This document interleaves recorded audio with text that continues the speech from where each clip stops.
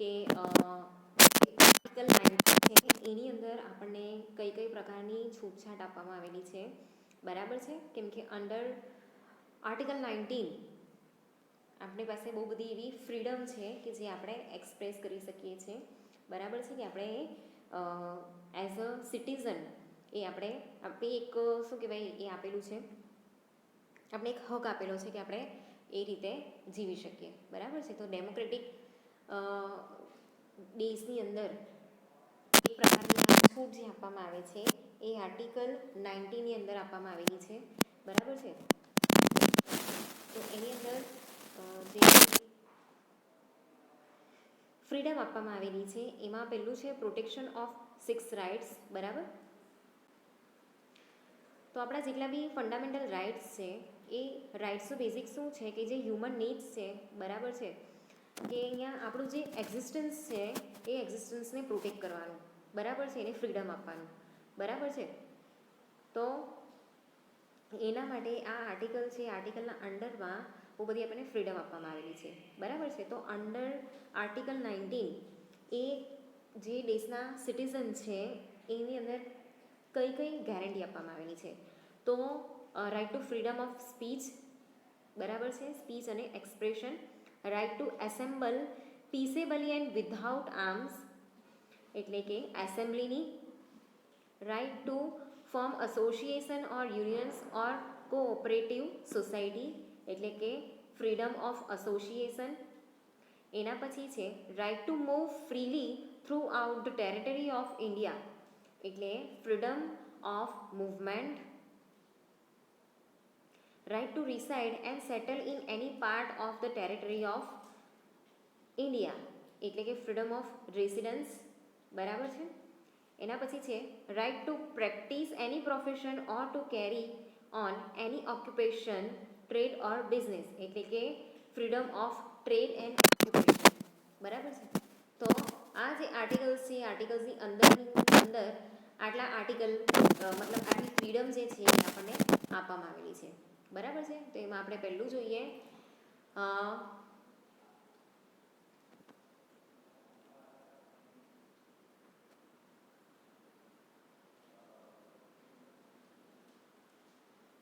Freedom of speech and expression, બરાબર છે. તો હવે આપણે ફ્રીડમ ઓફ સ્પીચ જોઈએ, એક્સપ્રેશન જોઈએ એ પહેલાં બીજી વસ્તુ જોઈ લઈએ કે જે ફ્રીડમ ઓફ સ્પીચ અને એક્સપ્રેશન છે એ આપણા માટે એબ્સોલ્યુટ નથી, બરાબર છે. કેમ કે અહીંયા છે ને કેટલાક 8 પ્રકારના રિસ્ટ્રિક્શન છે. એ રિસ્ટ્રિક્શન કયા કયા છે કે જ્યારે આપણે બોલવાના અને એક્સપ્રેશન કોઈ પણ આપણી વસ્તુ એક્સપ્રેસ કરવાની જ્યારે આપણને ફ્રીડમ છે, બરાબર છે, કોઈ બી ભાષા બોલવાની આપણને ફ્રીડમ છે, બરાબર છે. તો અહીંયા આપણા સ્ટેટની સિક્યુરિટીને રિલેટેડ આપણે કોઈ વસ્તુ અહીંયા બોલી શકીએ નહીં, બરાબર છે. પછી કોઈ બીજા ફોરેન સ્ટેટ છે એ લોકોની સાથે આપણે ફ્રેન્ડલી રિલેશનશિપ્સ નહીં રાખી શકીએ, એવા કોઈ વર્ડ્સ આપણે નહીં બોલી શકીએ, બરાબર છે. પબ્લિકને હાનિ થાય એવી કોઈ વસ્તુ આપણે નહીં બોલીએ, ઓકે.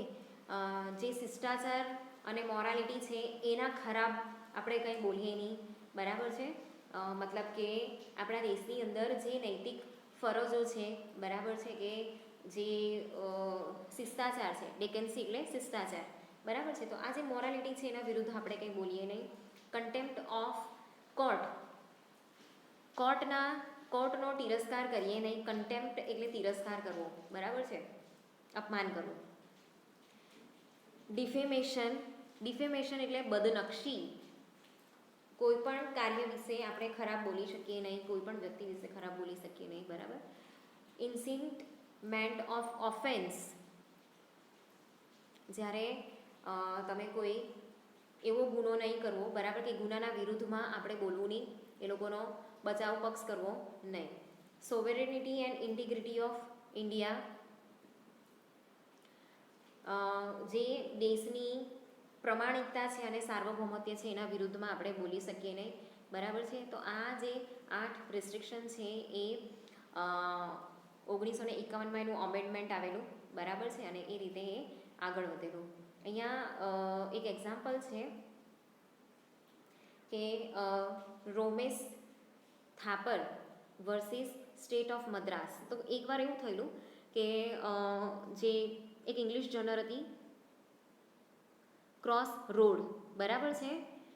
એ કઈ જગ્યા પર પબ્લિશ થતી હતી? તો બોમ્બેની અંદર એ પ્રિન્ટ થતી હતી અને પબ્લિશ પણ થતી હતી, બરાબર છે. પણ જે ગવર્મેન્ટ ઓફ મદ્રાસ છે ને એણે એને બેન્ડ કરી દીધેલી, બરાબર છે.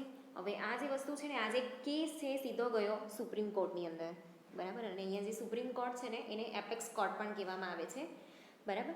તો આ જે સુપ્રીમ કોર્ટ છે એમણે આ જે લો ઓફ રિસ્ટ્રિક્શન છે, બરાબર છે, તો ફ્રીડમ અને સ્પીચનું ફ્રીડમ ઓફ સ્પીચ અને એક્સપ્રેશન જે છે એ અહીંયા ધ્યાનમાં રાખીને આ જે કેસ છે, બરાબર છે, જે મદ્રાસ કોર્ટે મદ્રાસ ગવર્મેન્ટે જે આ જર્નલ જે છે એને બેન કરી દીધેલી, બરાબર છે. એના પર એકવાર એક ચુકાદો આવેલો, બરાબર છે. અને પછી ત્યારે પણ એક અમેન્ડમેન્ટ લાવવામાં આવેલું. તો કોઈ પણ લેંગ્વેજમાં હોય, કોઈ પણ વસ્તુ હોય એને આપણે કશે પણ રોકી શકીએ નહીં, બરાબર છે. તો આ એક એક્ઝામ્પલ છે. હવે આપણે જોઈએ કે freedom of speech and expression. તો એઝ પર ધ આર્ટિકલ 19 આપણા કોન્સ્ટિટ્યુશનની અંદર ફ્રીડમ ઓફ સ્પીચ અને ફ્રીડમ ઓફ એક્સપ્રેશન પ્રોવાઈડ કરવામાં આવેલું છે, જેની અંદર તમે ફ્રીલી કોઈ પણ ફિયર વગર તમે ઓરલી અને રિટર્ન ફોર્મની અંદર ઇલેક્ટ્રિક એટલે કે આપણે જે મોબાઈલ ફોનની અંદર વોટ્સઅપ યુઝ કરીએ છીએ, બ્રોડકાસ્ટિંગ ઈમેલ યુઝ કરીએ છીએ, એ પ્રેસ ન્યૂઝપેપર એ આપણે બોલી શકીએ છીએ કે લખી શકીએ છીએ, બરાબર છે. પણ આપણે આપણા દેશના વિરુદ્ધમાં કંઈ બોલી શકીએ નહીં, બરાબર. હવે અહીંયા બીજી વસ્તુ છે કે જે કોન્સ્ટિટ્યુશન છે, કોન્સ્ટિટ્યુશનની અંદર એવું કોઈ સ્પેસિફિક રેફરન્સ નથી આપેલું ફ્રીડમ ઓફ પ્રેસ એટલે કે ન્યૂઝપેપર માટે એવું કંઈ સ્પેસિફિક આપ્યું નથી. પણ એ ટાઈમ પર જે આ બધી વસ્તુ કરવાવાળા જે મેઇન વ્યક્તિ હતા બધા ખબર, પ્રોટાગોનિસ્ટ ડૉક્ટર આંબેડકર, બરાબર છે. તો ફ્રી પ્રેસ જે છે એને એ નામ અપાયું કે પ્રેસની અંદર એ લોકો ગમે તેમ વર્ડ યુઝ કરી નાખે, ગમે તે ન્યૂઝ જે છે એ છાપી કાઢે. તો એના માટે એક ડ્રાફ્ટિંગ કમિટી જે છે એ બનાવવામાં આવી, બરાબર છે, જેની અંદર આજે ફ્રીડમ ઓફ એક્સપ્રેશન છે અને જે સ્પીચ છે, બરાબર છે. તો ન્યૂઝ માટે એ લોકો શું કરે, એ બધી વસ્તુ કંટ્રોલ કરતા હોય, બરાબર. તો જે ડૉક્ટર આંબેડકર છે એ એના કન્ટેક્સમાં કહે છે કે speaking behalf of the drafting committee that the press had no special rights which are not to be given to an individual or a citizen.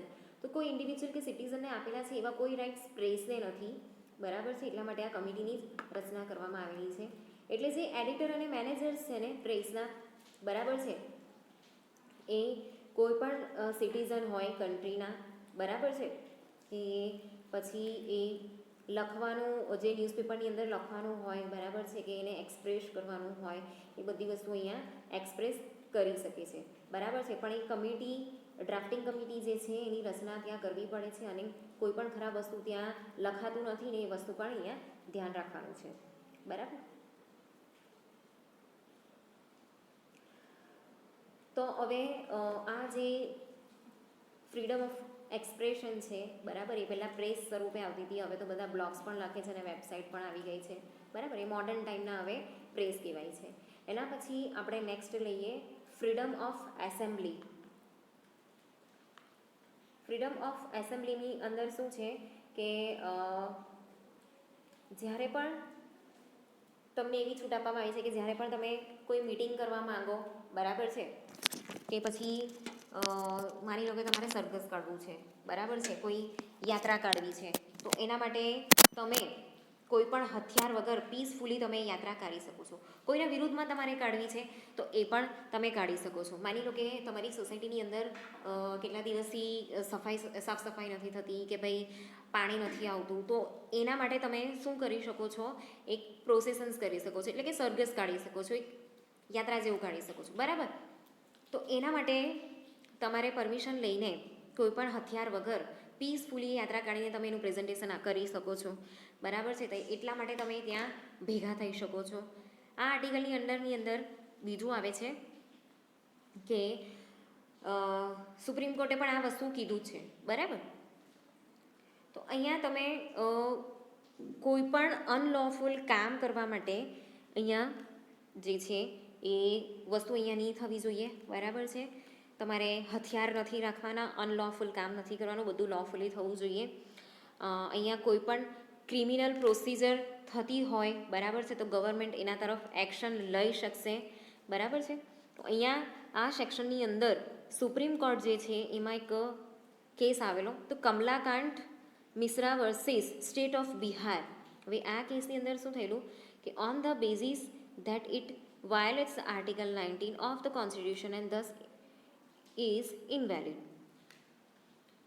કેટલીક વાર શું થતું હોય છે ખબર, કે આવા બધા સરઘસ કાઢવામાં આવે ને એની અંદર છે ને એ લોકો છુપી રીતે હથિયાર રાખતા હોય, પછી બીજી પાર્ટી છે ને એના પર હુમલો કરી દે, બરાબર છે, પછી એ લોકો અંદર લડે. તો એનાથી શું થાય છે કે જે પ્રજાની શાંતિ છે ને એના પર સીધી અસર પડે છે. તો એના લીધે આ બધી વસ્તુ છે ને અહીંયા ઇનવેલિડ ગણવાની કહેવામાં આવી છે. એટલે તમે એસેમ્બલી કરી શકો, તમે યાત્રા કાઢી શકો, તમે એક સરઘસ કાઢી શકો, પણ એ અનલોફુલી હોવું જોઈએ. એ જે છે પૂરેપૂરા લોફુલી થવું જોઈએ, પરમિશનની સાથે થવું જોઈએ, બરાબર છે. એની અંદર પણ આપણે એવી પ્રમાણિકતા રાખવી જોઈએ, ઇન્ટિગ્રિટી રાખવી જોઈએ, બરાબર છે, સાર્વભૌમત્વ જે છે એ રાખવું જોઈએ.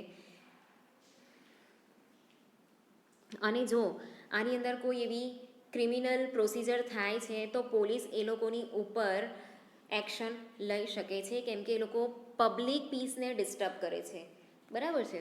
હવે અહીંયા આપણે નેક્સ્ટ લઈએ ફ્રીડમ ઓફ એસોસિએશન. તમને અહીંયા કેવી ફ્રીડમ આપવામાં આવી છે કે તમે એસોસિએશનની સ્થાપના કરી શકો, બરાબર છે.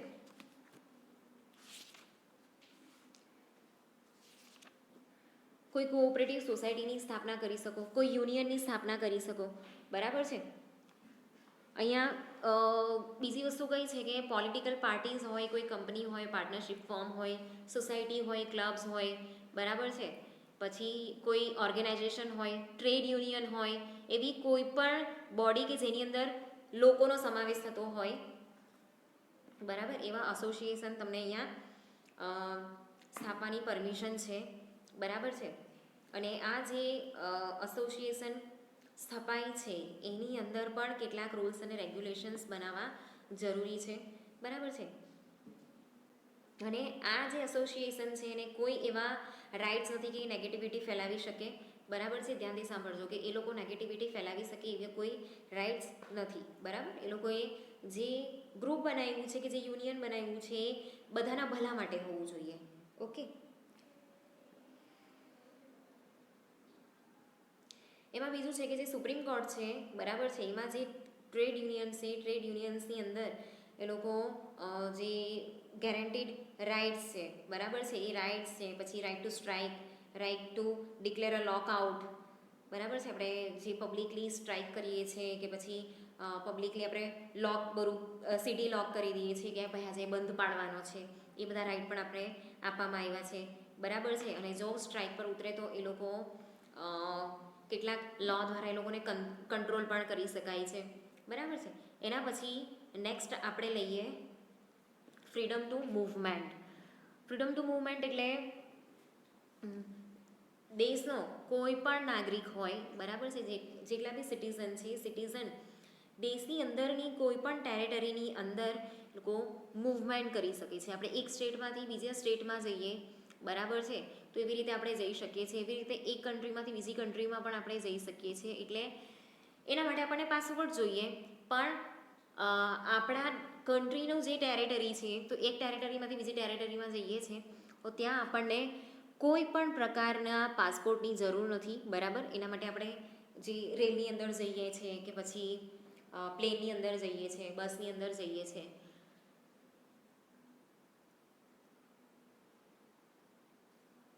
એ બધી વસ્તુનો અહીંયા યુઝ કરવામાં આવે છે, બરાબર છે. એટલે જે ટિકિટ છે એ ટિકિટ અહીંયા વન ટાઈપ ઓફ ગણાય છે કે ભાઈ આપણે પરમિશનથી જઈએ છીએ, લીગલી જઈએ છીએ, બરાબર.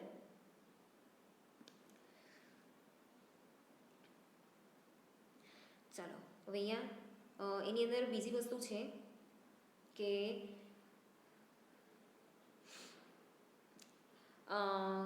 કેટલીક કાસ્ટ છે, બરાબર છે, કેટલાક લોકો છે એ લોકોને ફ્રીમાં પણ મૂવમેન્ટ એ લોકો કરી શકે છે, બરાબર છે. એ લોકો જ્યારે મૂવમેન્ટ કરે છે તો એ જગ્યા પર બી એ લોકોની જે કાસ્ટ છે, એ લોકોની લેંગ્વેજ છે, એ લોકોનું કલ્ચર છે, એ લોકો ડેવલપ કરી શકે છે, એને બોલવાની પરમિશન આપી શકે છે, બરાબર છે.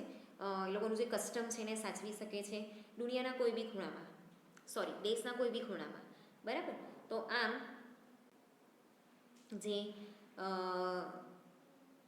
મૂવમેન્ટનું આ જે ફ્રીડમ છે, બરાબર છે, એની અંદર લોકોની સાથે સાથે એ લોકોની લેંગ્વેજ, એ લોકોની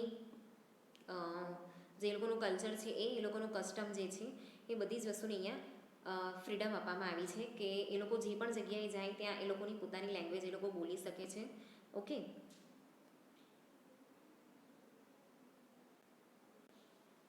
ચાલો હવે આપણે આગળ લઈશું freedom of residence. Freedom of રેસિડન્સની અંદર કેવું છે કે તમે દેશના એઝ અ ઇન્ડિયન સિટીઝન દેશના કોઈ પણ ખૂણામાં તમે રહેવા જઈ શકો છો, બરાબર, સેટલ થઈ શકો છો, એક્સેપ્ટ જમ્મુ કાશ્મીર. આપણે જમ્મુ કાશ્મીરમાં નહીં જઈ શકીએ, બરાબર છે, ત્યાં આપણે જમીન નહીં ખરીદી શકીએ, ત્યાં રહી નહીં શકીએ. ઓકે, બાકી દેશના કોઈ પણ રાજ્યમાં જઈને આપણે રહી શકીએ છીએ. હવે આ રાઇટના અંદરમાં બે પાર્ટ આવે છે. The right to reside in any part of the country which means to stay at any place temporarily. Temporarily તમે રહી શકો છો, બરાબર છે. માની લો કે 1 મહિના માટે આપણે ટ્રેનિંગમાં ગયા છે કે ફરવા ગયા છે તો આપણે ત્યાં 1 મહિના માટે રહી શકીએ. બીજી વસ્તુ, the right to settle in any part of the country which mean to set up a home or domicile at any place permanently. Permanently પણ તમે રહી શકો છો, ડોમિસાઇલ, બરાબર, કે જે તે રાજ્યને લગતું. ઓકે, તો ત્યાં તમે પરમેનન્ટલી પણ રહી શકો છો અને ટેમ્પરરી પણ રહી શકો છો. ઓકે, તો માની લો કે બોમ્બેની અંદર બહુ બધા ગુજરાતી રહે છે, તે લોકો મહારાષ્ટ્રની અંદર સેટલ થયા છે કે પહેલેથી ત્યાં રહ્યા છે, બરાબર, તે લોકો પરમેનન્ટલી ત્યાં રહે છે. એવી રીતે મરાઠી પણ આપણે ત્યાં રહે છે, તો લોકો પરમેનન્ટલી જ અહીંયા રહે છે, બરાબર. તો બે પ્રકારનું આપણને મળી શકે છે. હવે માની લો કે તમે 6 મહિનાના પ્રોજેક્ટના કામ માટે તમારા કંપની તરફથી ગયા છો, મદ્રાસ ગયા છો, બેંગ્લોર ગયા છો, દિલ્હી ગયા છો, તો તમે ત્યાં ટેમ્પરરી રહો છો. ઓકે, તો આ બે પ્રકારના અહીંયા રેસિડન્સના ફ્રીડમ આપવામાં આવેલા છે. ઓકે, એવી રીતે તમે એક કન્ટ્રીથી બીજી કન્ટ્રીની અંદર પણ તમે રેસિડન્સ કરી શકો, બરાબર છે. ઇન્ટરનેશનલી બી આપણને ફ્રીડમ છે, પણ એની અંદર કેટલાક લો છે, એ લો પ્રમાણે આપણે જવું પડે. ચાલો આપણે નેક્સ્ટ લઈશું freedom of trade and occupation, એટલે કે ફ્રીડમ ઓફ પ્રોફેશન.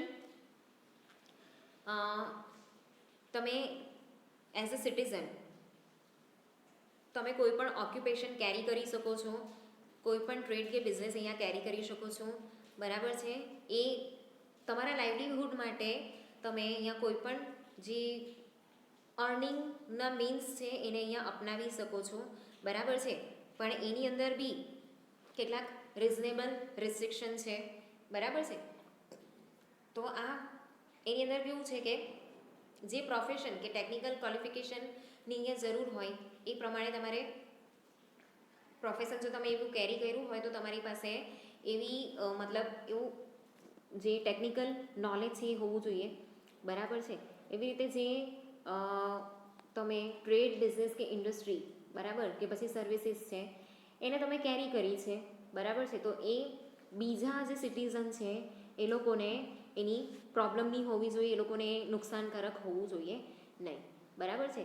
એટલે અહીંયા કોઈને ઓબ્જેક્શન નહીં હોવું જોઈએ, નહીં સ્ટેટને પણ નહીં હોવું જોઈએ, બરાબર છે. જ્યારે પણ આપણે કોઈ ટ્રેડિંગ ચાલુ કરીએ કે નવું બિઝનેસ ચાલુ કરીએ ને ત્યારે આપણી પાસે એ લોકો સર્ટિફિકેટ્સ મંગાવે છે, બરાબર, કે તમારી પાસે આને રિલેટેડ કેવા કેવા સર્ટિફિકેટ્સ છે, પરમિશન માટે ના બધા ડોક્યુમેન્ટેશન કરવાના હોય છે, ફીસ ભરવાની હોય છે, લીગલી બધું કામ કરવાનું હોય છે, બરાબર.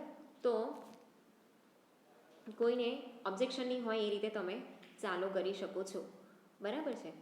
એટલે અહીંયા આપણે કોઈ પણ પ્રોફેશન કે બિઝનેસ સ્ટાર્ટ કરી શકીએ છીએ. અને બીજી વસ્તુ કે આની અંદર તમે કોઈ પેલા નાના છોકરાઓને અહીંયા જોબ આપી શકો નહીં, બરાબર છે. એટલે જે વુમન અને ચિલ્ડ્રન ટ્રાફિકિંગ થાય છે ને પછી જબરદસ્તી કામ કરવામાં આવે છે, તો એ એવું જો તમારી ઇન્ડસ્ટ્રીની અંદર થતું હોય તો એ ગુનાને પાત્ર બનશે, બરાબર છે. તમે કોઈ પણ ડેન્જરસ હાર્મફુલ ડ્રગ્સ કે એક્સપ્લોઝિવ જે છે એ બનાવી નહીં શકો, બરાબર છે. એના માટે સ્પેશિયલ લાઇસન્સિંગની જરૂર પડે છે, બરાબર છે. તો આમ થયા આ અંડર આર્ટિકલ 19ની અંદર આપણી જે ફ્રીડમ છે એ ફ્રીડમના સ્કોપ્સ.